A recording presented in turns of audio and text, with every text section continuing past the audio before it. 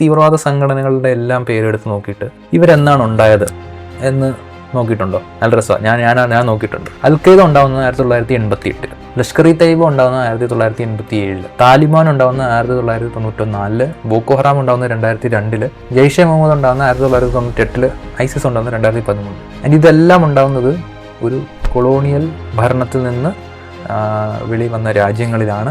And ഈ മിക്ക സംഘടനകളും ഉണ്ടാകുന്നത് ഒരു കൊളോണിയൽ ആൻഡ് പോസ്റ്റ് കൊളോണിയൽ ഇറയിലുമാണ് ഇതുണ്ടാകുന്നത്. എന്തുകൊണ്ട്? ഈ പൊളിറ്റിക്കൽ ഇസ്ലാം അല്ലെങ്കിൽ ഇസ്ലാമിസം എന്ന് പറയുന്നത് വാക്വത്തിൽ നിന്നോ ഖുറാനിൽ നിന്നോ പെട്ടെന്ന് ഉണ്ടായി വന്ന ഒരു സംഭവമല്ല. അപ്പം നമുക്കറിയാവുന്ന കാര്യമാണ്, ആദ്യം ഈ ഭാഗങ്ങളെല്ലാം കൊളോണിയലിസ്റ്റ് ഭരണങ്ങളായിരുന്നു. ഇവിടെയുള്ള ട്രഡീഷണൽ എക്കണോമി എല്ലാം ആളുകൾ ഡിസ്ട്രോയ് ചെയ്തിട്ടുണ്ട്.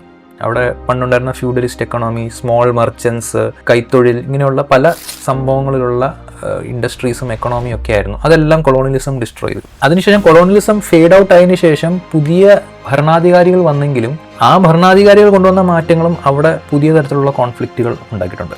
ഈ ഒരു സാഹചര്യത്തിൽ ഈ ലോകത്ത് എന്താണ് നടക്കുന്നത് എന്ന ഒരു സെൻസ് ആളുകൾക്ക് ഉണ്ടാക്കണമായിരുന്നു.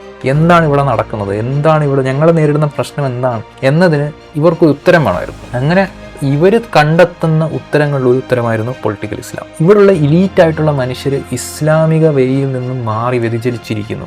നമ്മുടെ പഴയകാല ഇസ്ലാമിൽ നോക്കൂ, വളരെ സമാധാനവും സന്തോഷത്തോടെയും ജീവിച്ച ഒരു ചരിത്രമാണ് നമുക്കുള്ളത്. ഇപ്പോൾ എന്താണത്തെ പ്രശ്നം? ഇപ്പം ഈ വെസ്റ്റേൺ ഐഡിയാസും വെസ്റ്റേൺ കൾച്ചറും വെസ്റ്റേൺ വേ ഓഫ് ലിവിങ്ങും കാരണം നമ്മുടെ സമൂഹം ഇറോഡായിരിക്കുന്നു, ദ്രവിച്ചിരിക്കുന്നു. ഉള്ളിൽ നിന്ന് ധാർമ്മികതയും നൈതികതയും എല്ലാം നശിച്ചുകൊണ്ടിരിക്കുന്ന ഈ സമൂഹമാണ് നിങ്ങളുടെ പ്രശ്നങ്ങൾക്ക് കാരണം. നമുക്കിതിൽ നിന്ന് ഒരു മോചനം കിട്ടണമെങ്കിൽ ഒരൊറ്റ വഴിയേ ഉള്ളൂ, ഇസ്ലാമിനെ റിവൈവ് ചെയ്യണം. ഇന്ന് ഈ സമൂഹത്തിൽ നിലനിൽക്കുന്ന ഇസ്ലാമിനെ നമുക്ക് നല്ല രീതിയിൽ തിരിച്ചു കൊണ്ടുവരേണ്ടതുണ്ട്. ഇങ്ങനെ ഒരു വിശ്വാസം അവിടെ ഉണ്ടാവുമ്പോൾ ഈ വിശ്വാസം ചില ഗ്രൂപ്പ് ഓഫ് ആളുകൾക്ക് മാത്രമല്ല ഉണ്ടായത്. ഞാൻ നേരത്തെ പറഞ്ഞ ഈ സാമൂഹിക, സാമ്പത്തിക, രാഷ്ട്രീയ ബന്ധങ്ങൾ പല തട്ടിൽ മനുഷ്യരെ ആക്കി. ആ പല തട്ടിലിരിക്കുന്ന ആളുകൾക്ക് പലതരത്തിലുള്ള ആശങ്കകളും പലതരത്തിലുള്ള ചിന്തകളുമായി മാറി.